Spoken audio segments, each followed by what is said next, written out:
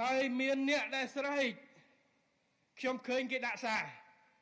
ឥឡូវវាយប្រហាររហូតគេថាឥឡូវអាមេរិកហើយចិនកំពុងជាឆ្លោះគ្នាឲ្យប្រធានាធិបតីចិនមកអញ្ចឹងអាមេរិកហើយកម្ពុជាយកស្ពៃទៀតឲ្យខ្ញុំឆ្ងល់មិនបានគេមិន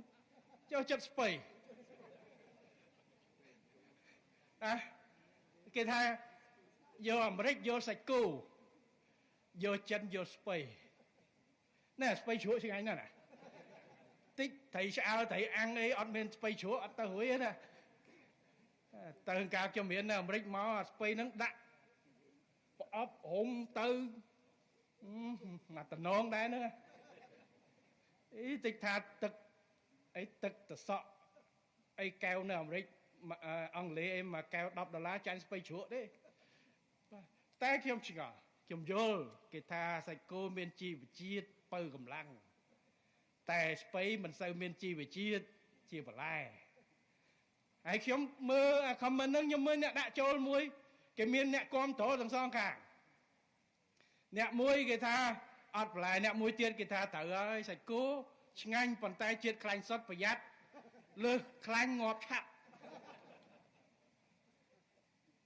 ស្ពៃជាបន្លែ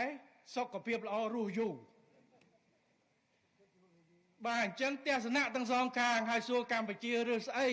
ស្ពៃឬបន្លែយើងរើសទាំងពីរបាទគ្មានពីណាមកភ្ជង់យើងបំបត្តិសិទ្ធយើងឲ្យរើសបន្លែឬសាច់គោនោះទេយើងត្រូវរើសទាំងពីរព្រោះយើងគិតគូរពីសុខភាពរបស់យើង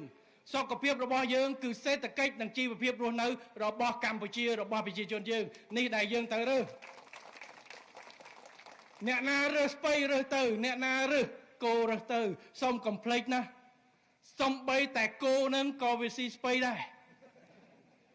តិចអត់ជឿថាគោស៊ីស្មៅខ្ញុំឆែកវាយ YouTube មើលកន្លែងខ្លះអ្នកចការនៅអាមេរិកកាត់បន្លែកាត់ស្ពៃអីដាក់ឲ្យគោស៊ីបាទហើយសំបីតែស្ពៃនឹងក៏ត្រូវការអាចគោដែរពេលខ្លះនោះ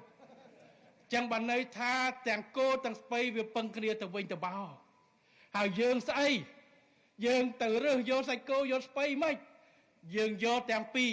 យកទាំងជីវភាពទាំងកាឡូរីខ្ពស់បូកជាមួយនឹងសុខភាពល្អថែមបន្លែមកទៀតដើម្បីជីវភាពរស់នៅរបស់ប្រជាពលរដ្ឋរបស់យើង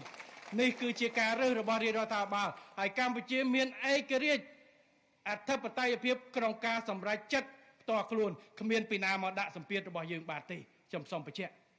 គ្មានគោគ្មានស្ពៃនោះទេគឺយើងយកទាំងអស់ដើម្បីខ្លួនយើងបានរឹងមាំយើងរស់បានយូរជីវភាពរស់នៅរបស់ប្រជាពលរដ្ឋយើងកាន់តែសម្បូរសប្បាយនេះគឺជាអ្វីដែលរាជរដ្ឋាភិបាលដឹកនាំដោយគណៈបកប្រជាជនកម្ពុជាប្រកាន់ជំហរច្បាស់លាស់បាទគឺអព្យាក្រឹតបញ្ចុះបច្ចុប្បន្ននិងមិនចូលជាមួយប្រទេសណាប្រឆាំងប្រទេសណានោះទេយើងមិត្តទាំងអស់គ្នាប្រទេសខ្លះអ្នកនយោបាយខ្លះមិនទាន់ឡើងកាន់អំណាចផងជារើសមួយរួចទៅហើយអញ្ចឹងហ្មងតែកាន់អំណាចទៀតទៅជាស្អីសូមនិយាយឲ្យច្បាស់ទៅលើនេះ